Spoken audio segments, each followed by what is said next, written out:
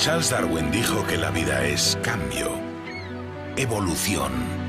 Había descubierto el juego de Dios.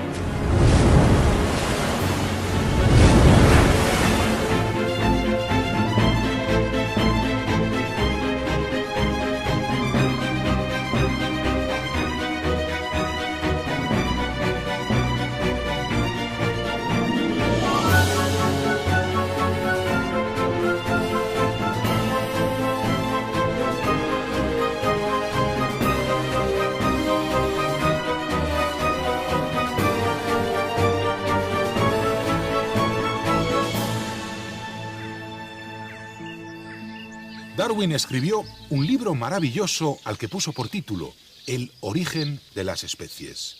Quizá ese fue su único error, el nombre que dio a su teoría.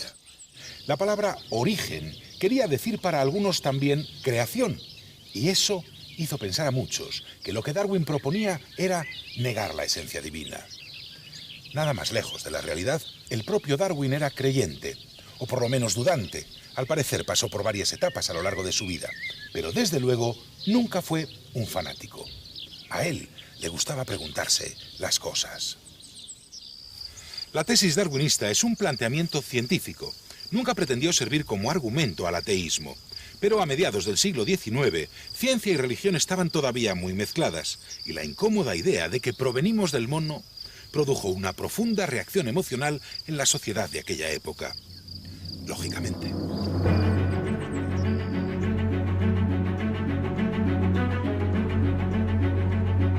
En un tiempo en el que se creía aún que la edad del planeta era de unos 6.000 años, en vez de 5.000 millones, la propuesta evolucionista exigía revisar de golpe demasiadas creencias. Y algunos conceptos religiosos se vieron forzados a cambiar, a evolucionar.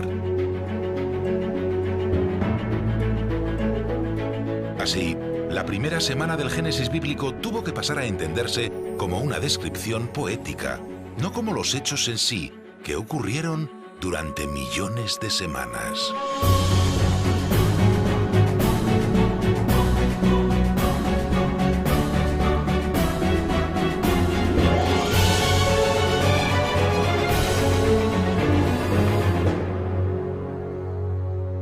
Este pequeño paso intelectual en realidad supuso una zancada de gigante para el pensamiento de 1859. Hasta tal punto que la teoría de la evolución sigue siendo algo inaceptable para determinadas creencias. Especialmente para el llamado pensamiento creacionista. Quizá desde la perspectiva de estas personas se entiende el mecanismo propuesto por Darwin como una herramienta que haría innecesaria la existencia de Dios.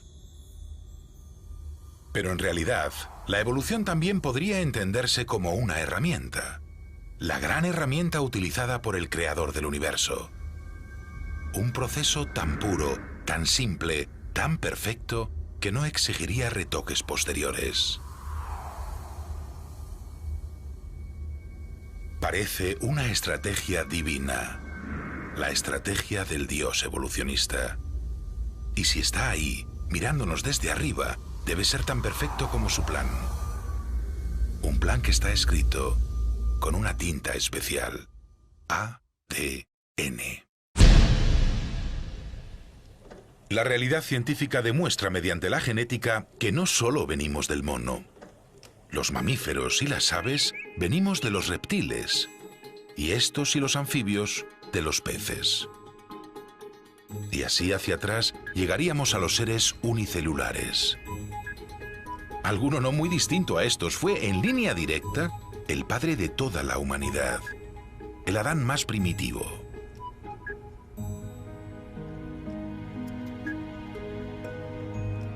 Después de miles de años de civilización y de siglo y medio de digestión de las ideas de Darwin, no deberíamos tener miedo a hacernos preguntas.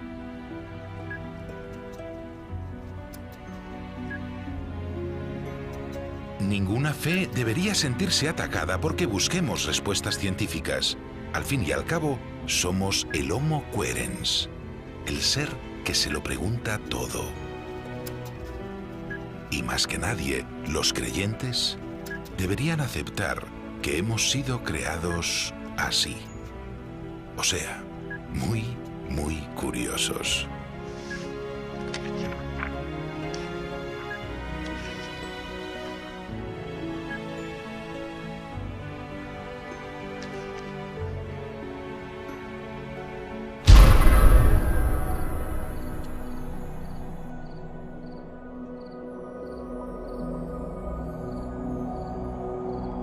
El concepto evolucionista se ha diseminado por las diferentes ramas del conocimiento humano como se esparcen las esporas de las setas, con aire fresco.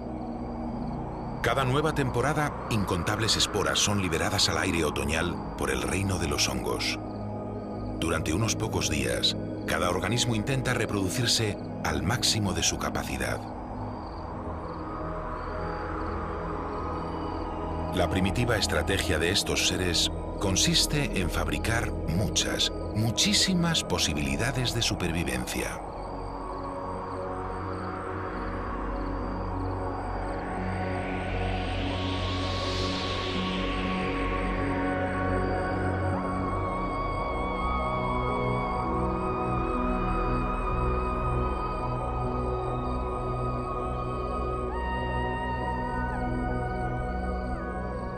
Cada una de estas células reproductoras correrá una suerte diferente. El viento las moverá a lugares parecidos, pero no caerán dos en el mismo sitio. El código genético que cada una lleva inscrito en sus cromosomas es único, no se repite. Puede que sean muy similares o casi idénticas, pero unas triunfarán y otras, la inmensa mayoría, no. Unas serán respiradas por un animal, otras caerán al agua, y casi todas las demás no encontrarán el lugar apropiado donde asentarse. Así que nunca vivirán. Pero con suerte, una de estas esporas, quizá infinitesimalmente más esférica o más aerodinámica que las otras, pueda volar más alto con las turbulencias que generan los insectos. O será capaz de resistir mejor sin tanta humedad, como ocurre este año. Y cuando aterrice, en su lugar perfecto, con las adaptaciones ideales, crecerá y prosperará ahí donde no lo consiguieron sus hermanas. Al final, cuando le llegue el momento de reproducirse, sus propias esporas incorporarán aquellas variaciones en los cromosomas que la hicieron tener más éxito. Y su diseño mejorado tenderá a perpetuarse en este medio. Esta es la esencia de la vida cambiante que Darwin comprendió y tradujo para la humanidad.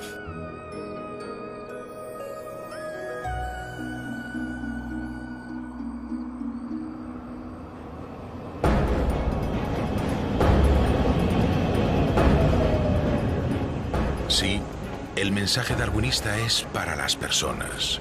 No habla solo de animales, plantas o setas, habla también y mucho del propio ser humano. Sin embargo, la cultísima sociedad moderna que hemos desarrollado vive casi completamente al margen de estas leyes, como si no existieran. La mayoría vivimos ignorando lo que puede aportar a nuestro día a día un conocimiento más profundo del maravilloso programa evolutivo. Si lo comprendiéramos mejor, podríamos aplicarlo para educar mejor a nuestros hijos o para tener una vida social más plena. Y aquellos que creen que su origen es divino, podrían vivir mucho mejor su religión. Una religión sin magia, una religión consistente con la ciencia. Merece la pena observar la biología que nos rodea.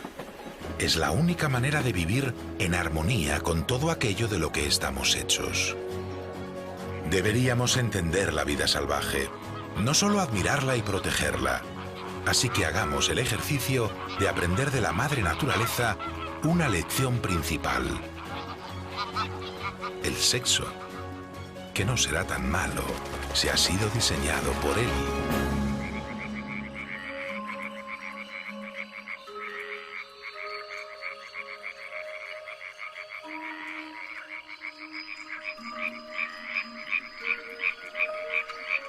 Las diferencias que se dan entre padres e hijos son producto de las infinitas combinaciones que pueden surgir al mezclar las cadenas genéticas de un macho con las de una hembra.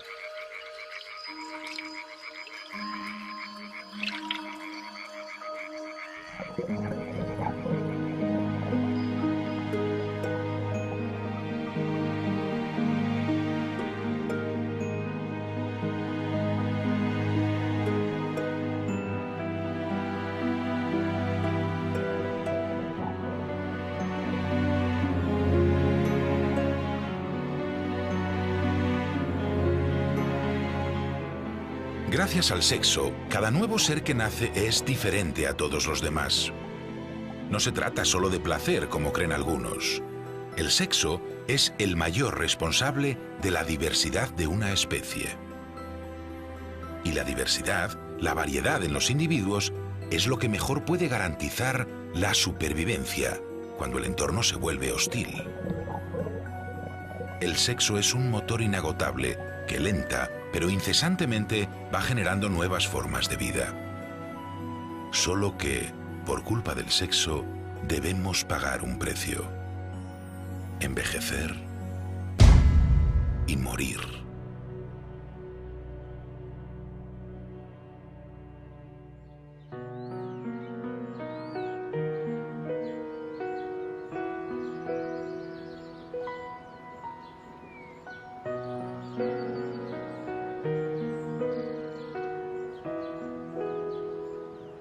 La estrategia sexual necesita renovación, porque si padres, abuelos, bisabuelos y todos los ancestros pervivieran, no habría espacio ni comida para los descendientes, y el sistema se colapsaría y se acabaría. Es obligado dejar sitio a las nuevas generaciones, siempre mejoradas y siempre mejorables. Por eso cuando llegamos a viejos nos vamos desgastando hasta que nuestro cuerpo desaparece y su materia se recicla. Comprender la evolución podría ayudarnos hasta a aceptar mejor la muerte. Así que yo no tengo que ser cobarde tampoco. Ha peleado, mira. No nos gusta, claro, pero de otro modo, si viviéramos indefinidamente, no seríamos capaces ni de disfrutar el paso del tiempo. Este no tendría ningún valor. 113.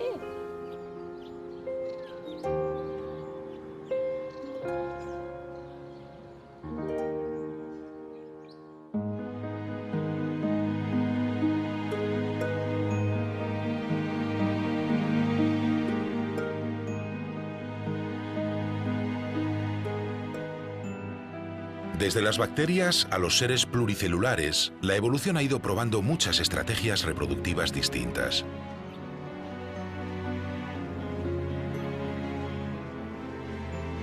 Pero en las fórmulas procreadoras en las que es necesario el encuentro de lo femenino y lo masculino, en la reproducción sexual, no solo se trata de que se mezclen fortuitamente los genes.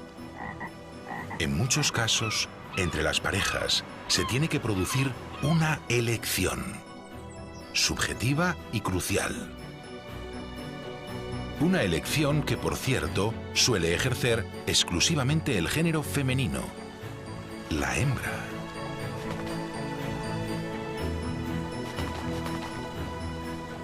A ellos, a los machos, les gustan casi todas.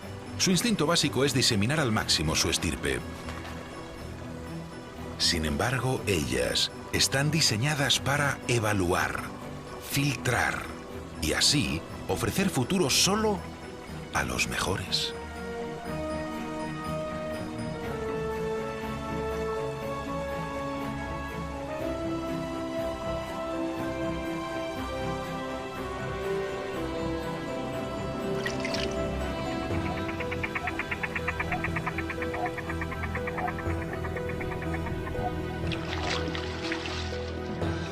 Es razonable que sea el género femenino el que ostente la responsabilidad de elegir.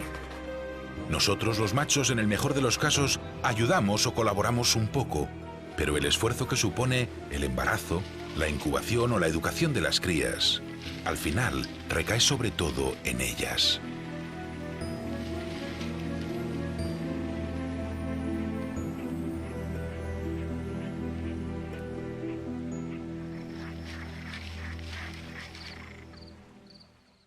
Esta tarántula está valorando si el pretendiente que se ha cruzado en su camino se merece tener hijos con ella o no.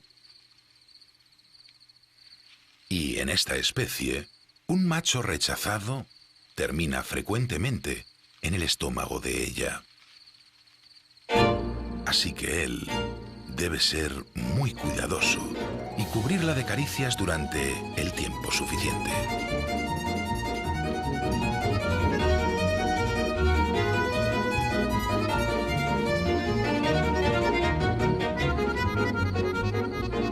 Parece que se llevan bien. Él ha resultado apto físicamente y ha sabido cortejarla. Vamos, es lo que todos entendemos por un tipo atractivo y bien educado.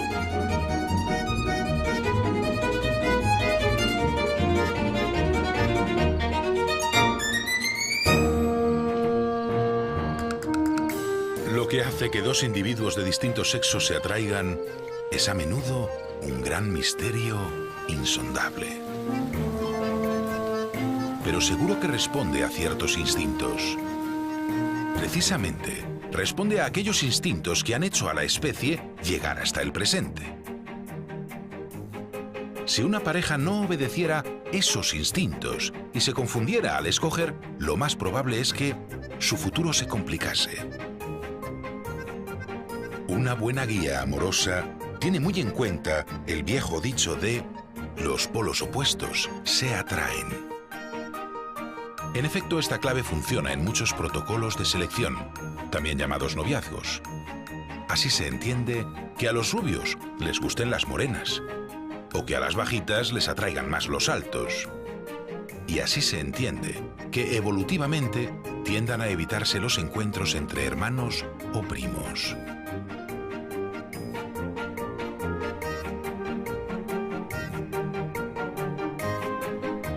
Los secretos códigos inscritos en las espirales de nuestro ADN dicen que la mezcla es buena.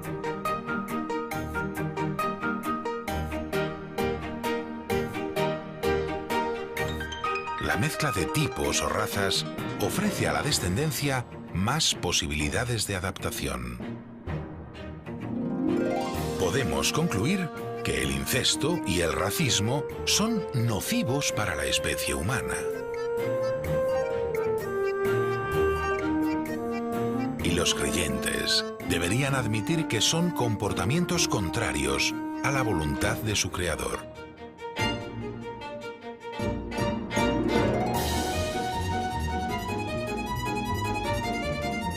Gracias al Dios evolucionista, la atracción entre polos opuestos no es lo único que interviene en la elección de pareja. A veces, un equilibrio entre lo extraño y lo conocido es fundamental. Si solo nos atrajese lo diferente, terminaríamos intentando aparearnos con otras especies. Y esto, obviamente, no funciona. Así, entre las poblaciones que habitan en un lugar muy aislado, como esta laguna de alta montaña, se da cierto grado de endogamia. Es decir, todos están un poco emparentados. La consanguinidad en estas circunstancias podría ayudar a conseguir rápidamente las adaptaciones ideales para vivir en un sitio tan especial. Y con el paso del tiempo, poblaciones desconectadas de sus demás parientes pueden dar lugar a grandes variaciones, incluso a especies nuevas.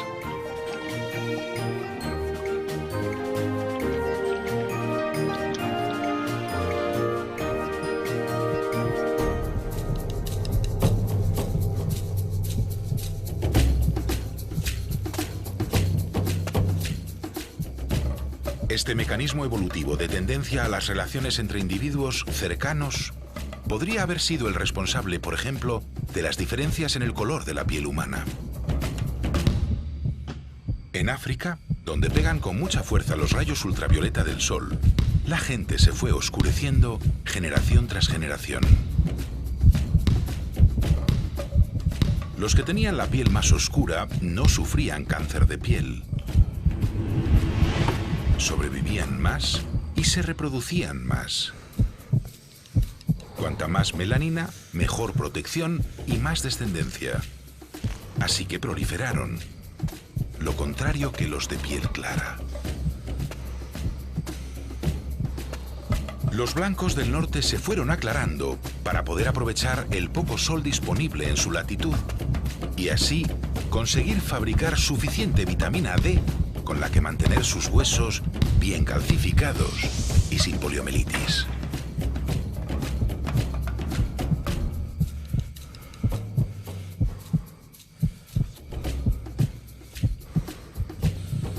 La primitiva selección de individuos según la cantidad de melanina epidérmica funcionó al principio evitando enfermedades y favoreciendo la supervivencia en los diferentes climas.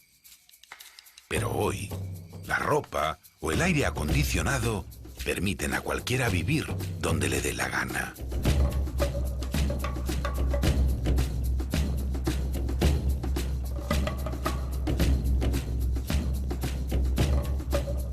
El vestido o la tecnología son parte de lo que llamamos cultura, que es, en términos evolutivos, todo aquello que no hacemos por instinto, todo aquello que tenemos que aprender.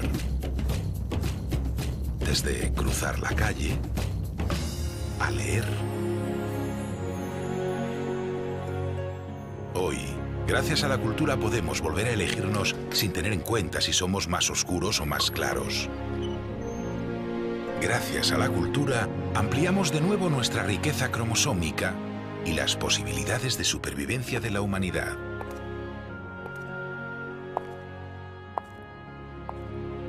Pero la cultura no es omnipotente. Es cierto que algunos son capaces ya de reproducirse mediante probetas, pero la mayoría, si puede, aún prefiere la forma clásica. Y por eso no hemos olvidado del todo nuestro lado salvaje. Especialmente el majestuoso lado salvaje de los machos. Sabemos que las hembras eligen quién debe tener descendencia y quién no. Podrán ser decisiones evidentes o sutiles, indirectas o hasta aparentes indecisiones, pero ellas al final eligen. De tal forma que podría parecer que los individuos de género masculino fuéramos meros objetos pasivos, completamente pasivos. Y aunque en ocasiones nuestra actividad no sea trepidante ni continua, tampoco hay que pasarse. Que las técnicas que utilicemos sean básicamente presuntuosas, directas y muy simples, no quiere decir que no tengamos nuestro corazoncito. Y un cerebro que, aunque distinto al de ellas, también puede pensar como el suyo cuando es verdaderamente necesario. Lo que ocurre es que podríamos haber sobrevalorado el órgano del pensamiento.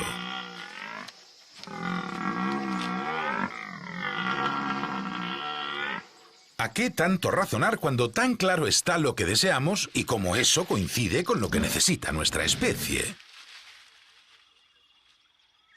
La prueba más clara de la gran implicación de los galanes en la tarea multiplicadora es que llegamos a discutir, amenazar, incluso a pelear entre congéneres, poniendo en grave peligro nuestra vida. Derrochamos toda la energía que tenemos para que después de tanto sacrificio, solo unos pocos lleguen a realizar la ansiada tarea fugaz.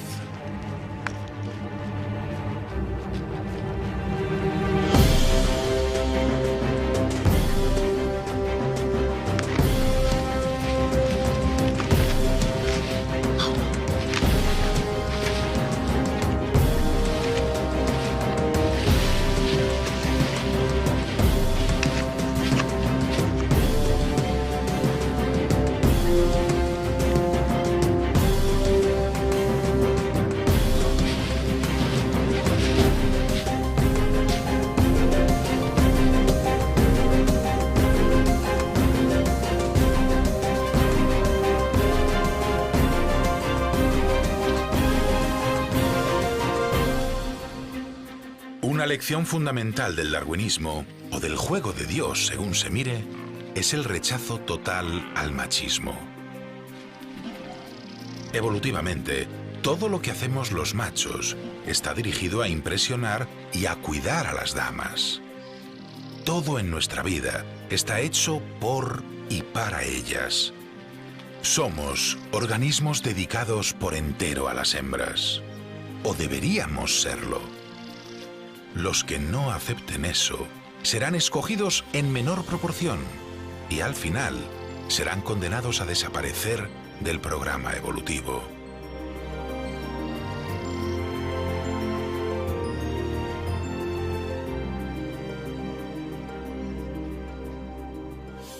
La pena es que a veces la evolución resulta muy lenta para nuestros gustos, pero tengamos claro que la forma de comportarnos en pareja también es puesta a prueba y seleccionada. Es decir, que en función de cómo actuemos con ellas, también podremos ser desechados o escogidos.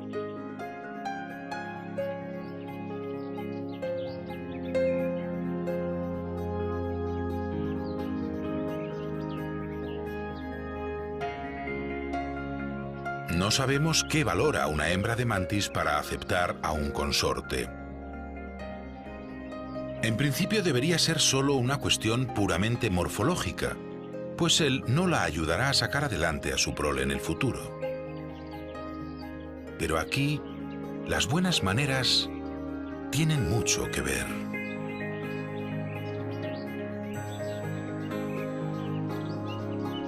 Si este ejemplar macho de mantis boxeadora no mueve bien sus manos, podría ser que la hembra se lo comiera.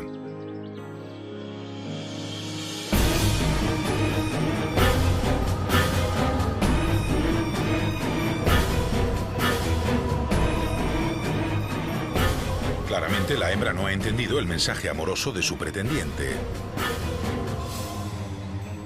Mediante esta estrategia bestial, la selección rechaza a un macho que quizá ha sido demasiado impetuoso y no ha sabido conceder tiempo suficiente a los prolegómenos.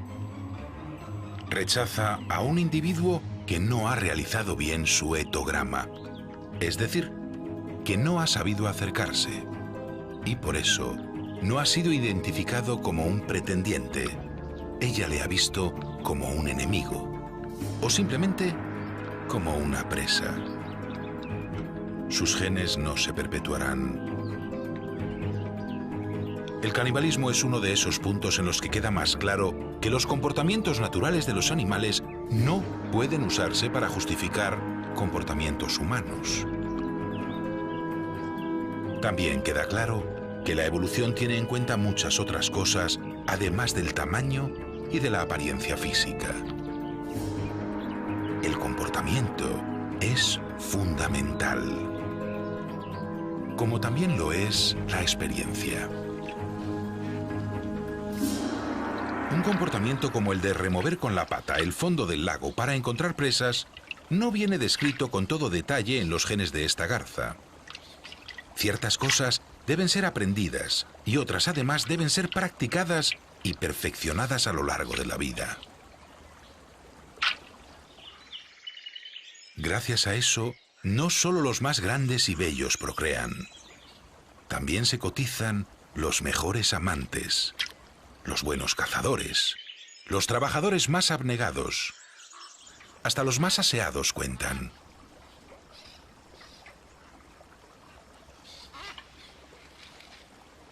Para los animales llamados superiores, aprendizaje y experiencia condicionan a veces hasta el tipo de relaciones sexuales que mantiene cada especie, o incluso cada grupo dentro de una especie.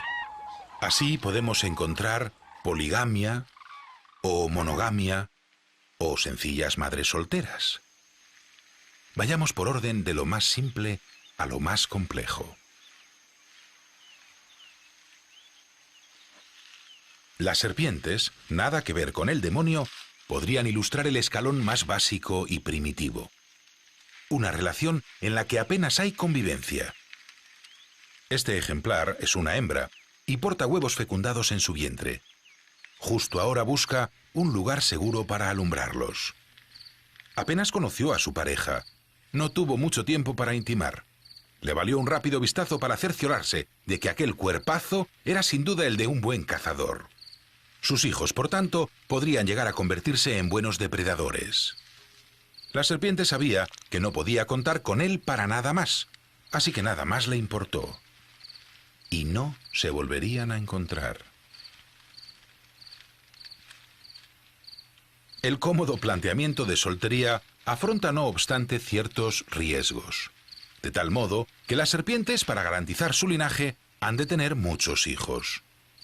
Algunas ponen cada año medio centenar de huevos. Y solo se aparean una vez cada temporada.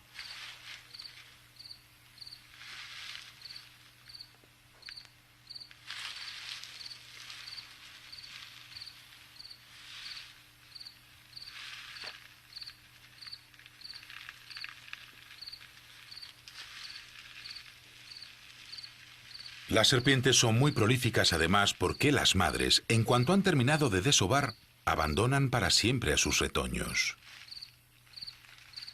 También resulta cómodo no responsabilizarse de nada que tenga que ver con la educación. No se afronta la infancia ni la adolescencia, aunque tiene un alto coste en vidas de pequeñas serpientes.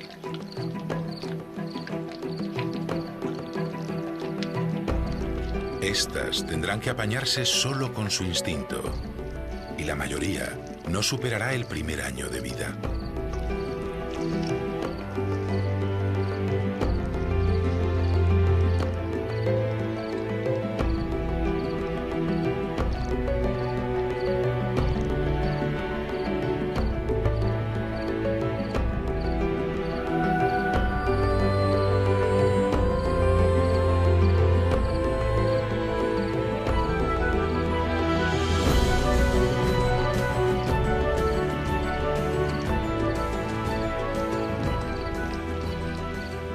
Podría parecer un medio reproductivo poco eficaz, pero a las serpientes y a muchos otros animales, lo de que los machos solo cumplan el papel fecundador y las hembras no se ocupen de su prole ha funcionado bien.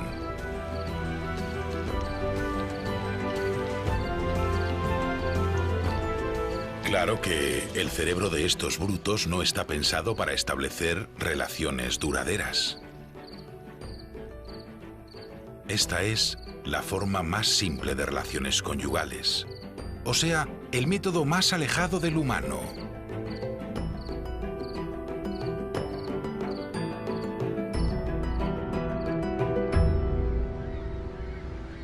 Seguramente sea entre las gaviotas donde mejor podamos ver semejanzas con nuestra forma de vida, y de donde, por tanto, podamos sacar más conclusiones de la lección evolucionista. Como nosotros, las gaviotas viven juntas en grandes números. Como nosotros, deben salir cada mañana en busca de alimento y pelearse con sus compañeras de grupo por cada pedazo de comida.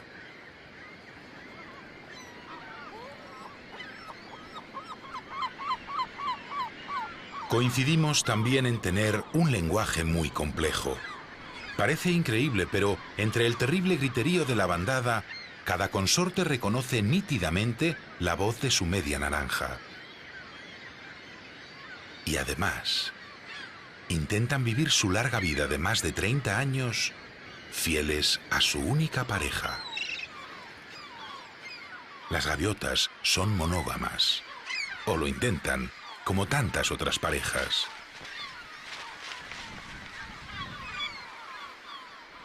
Las gaviotas pasan la mayor parte del año de manera muy tranquila, preocupadas exclusivamente por llenar el buche y asearse. Su convivencia marital se complica solo cuando entran en celo y se alteran las hormonas. Entonces es cuando tienen que anidar y sacar adelante la pollada.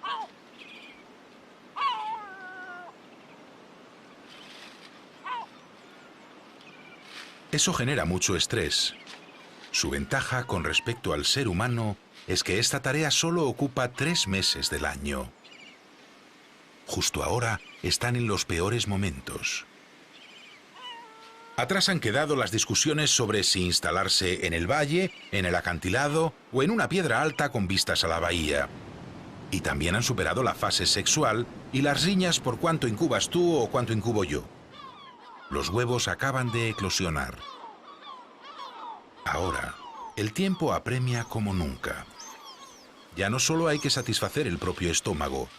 Los pequeños tienen un hambre voraz y no paran de piar reclamando atenciones.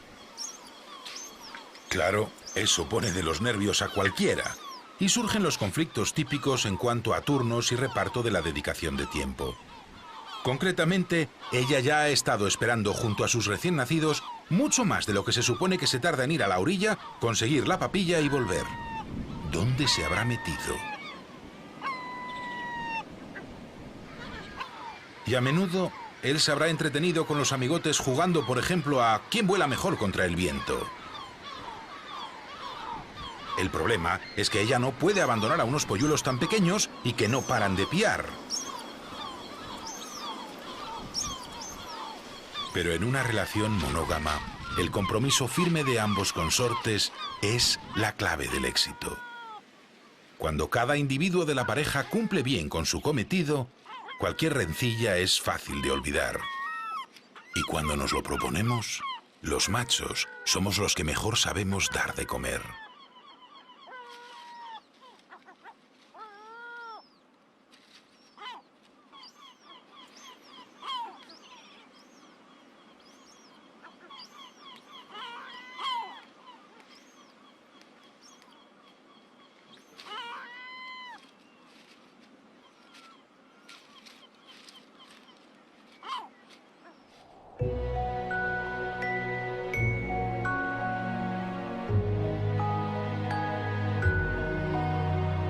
La perfección en los métodos de reproducción parecería conducir irremediablemente al crecimiento demográfico ilimitado. Y en efecto, cada individuo y cada especie animal o vegetal busca propagarse al máximo de sus posibilidades, de tal forma que se genera una lucha continua entre todos los seres vivos.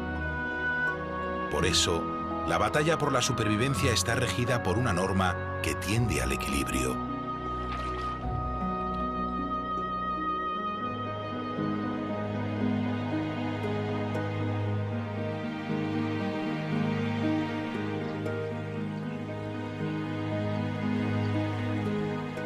Cuando hay exceso de ejemplares de una especie, o bien escasea para ellos el alimento o el espacio disponible, o bien proliferan sus depredadores, sus parásitos o sus enfermedades. Y los números vuelven a normalizarse.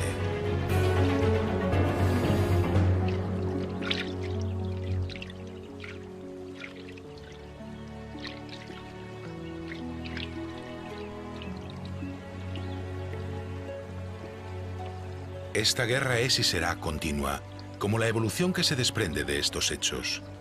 Generación tras generación, la descendencia adquirirá nuevas adaptaciones al entorno.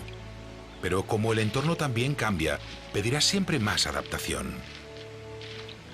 Podríamos concluir que la naturaleza es siempre un poco imperfecta, que siempre puede mejorar. Los somormujos son una de esas especies en las que resulta fácil darse cuenta de que están en pleno proceso de transición. Y no solo porque los machos asuman sus deberes conyugales. Los somormujos son aves que están dejando de volar para especializarse en buceo. Sus alas funcionan cada vez más como aletas y menos como alas. Justo lo que necesitan para pescar cada vez mejor. Esta es una adaptación solo morfológica, pero evoluciona según los mismos principios que las adaptaciones culturales de los humanos.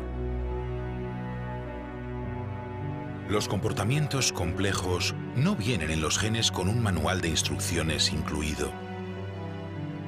Estos comportamientos deben ser aprendidos por unos y enseñados y transmitidos por otros.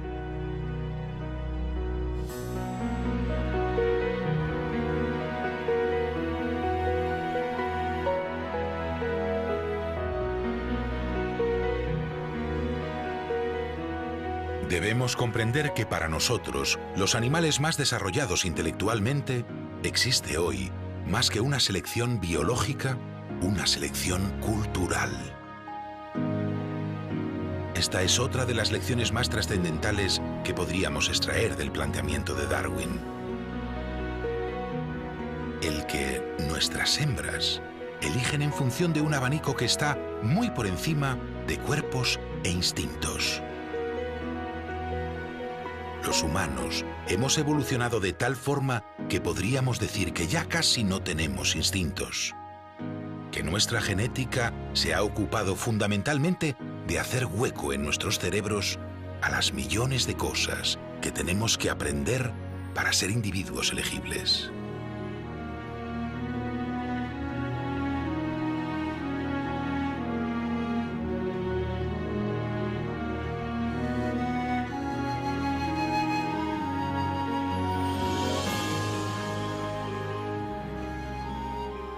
De hecho, somos tan poco instintivos que si no observáramos a otros ponerse de pie, ni siquiera aprenderíamos a caminar erguidos.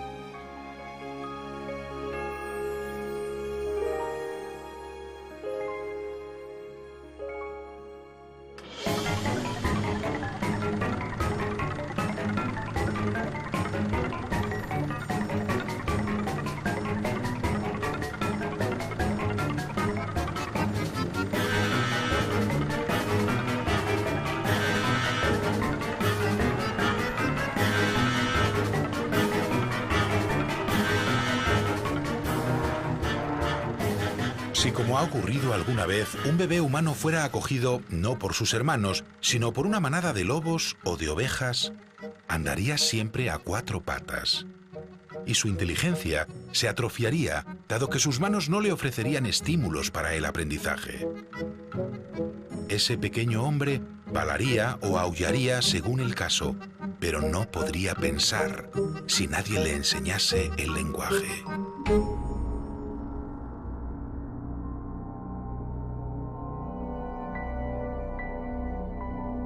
Debemos comprender también que pertenecemos a un linaje único que nos ha llevado a ser conscientes de nosotros mismos y conscientes del paso del tiempo y de lo que implica el futuro. Los animales en general no se plantean si son machos o hembras. No se plantean siquiera si son. Y por supuesto no proyectan ideas a largo plazo.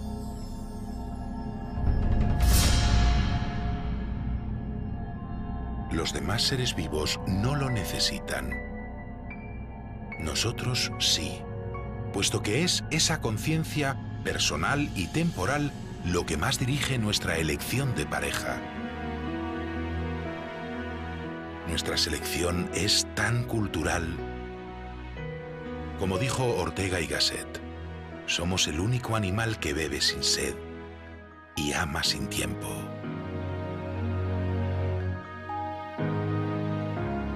Nuestra cultura está basada en gran medida en conocimientos que almacenamos en un portentoso cerebro que al parecer tiene mucho espacio libre. A lo mejor por eso se dice que saber no ocupa lugar. Y como estamos pensados para saber mucho, el saber no puede ser malo. Solo la ausencia de saber es mala. Quien no está seguro de eso y niega la cultura y el conocimiento, incluso el aprendizaje de la lectura a otros, debe hacerlo por miedo a que pensando, todos los congéneres de su alrededor se hagan más libres y opten por rechazar su autoridad.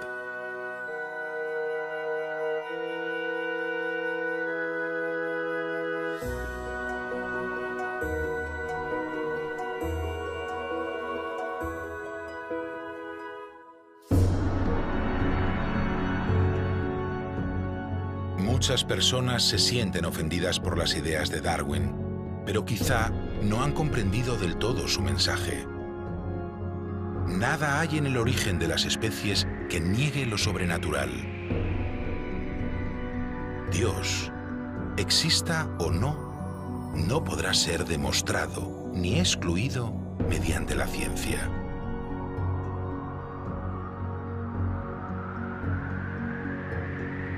Si existe, será todopoderoso y parece que tiene buenas razones para permanecer como un misterio. Probablemente no desea hacerse evidente e influir así en nuestros actos, coartando la libertad que nos habría regalado.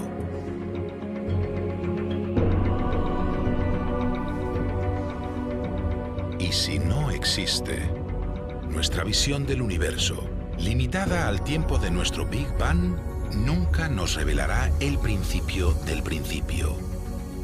El tiempo cero absoluto.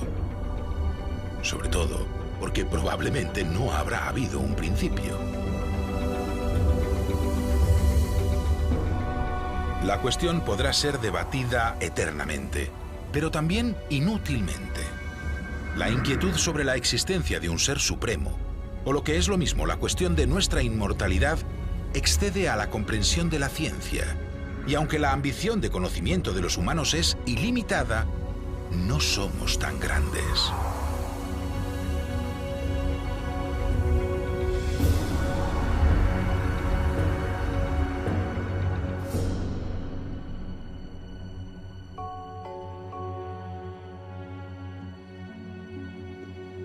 El proceso evolutivo no aclara si nuestro origen es divino o azaroso, pero nos ofrece algunas respuestas de cómo estamos hechos y de los fascinantes pasos biológicos que ha dado la vida para llegar a lo que hoy somos.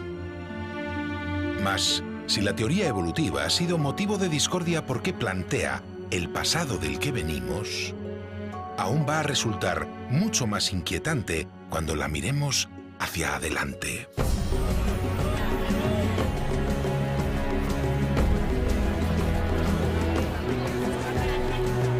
La perspectiva de nuestro futuro conduce a una nueva y tremenda reflexión. La ley de Darwin implica el hecho de que seguiremos evolucionando. Los seres humanos, como cualquier organismo vivo, estamos sujetos a las leyes biológicas. Los fósiles de nuestros antepasados muestran cómo hemos ido cambiando desde el Paleolítico hasta hoy.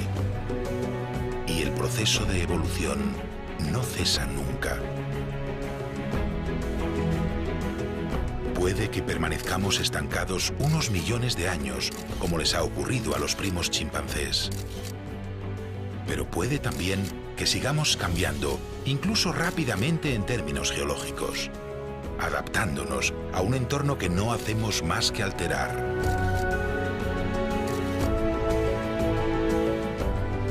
¿Perderemos nuestras muelas del juicio para que se agrande aún más nuestro cráneo? ¿O nos haremos telepáticos? ¿Cambiaremos tanto como para que surja una nueva especie de Homo lo que sea? ¿O desapareceremos?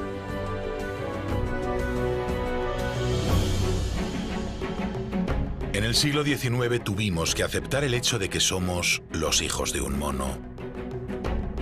Hoy nos toca asumir que algún día podríamos convertirnos en padres de otras especies de homínidos, incluso más inteligentes que nosotros.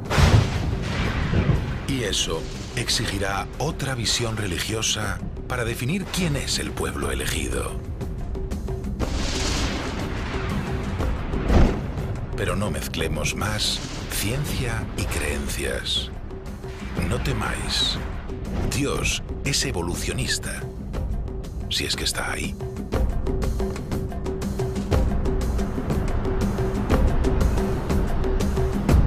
Cambiaremos o desapareceremos del planeta, como ha ocurrido con los 1000 millones de especies de animales y plantas que nos han precedido en el tiempo. Al parecer, no hay otra solución, a no ser que, igual que alteramos el medio para adaptarlo a nosotros, alteremos el tiempo y consigamos alguna extraña forma de eternidad. Pero no lo creo. Ojalá haya en nosotros algo de sobrenatural. De otro modo, a la vida solo le quedan dos opciones: evolución o extinción.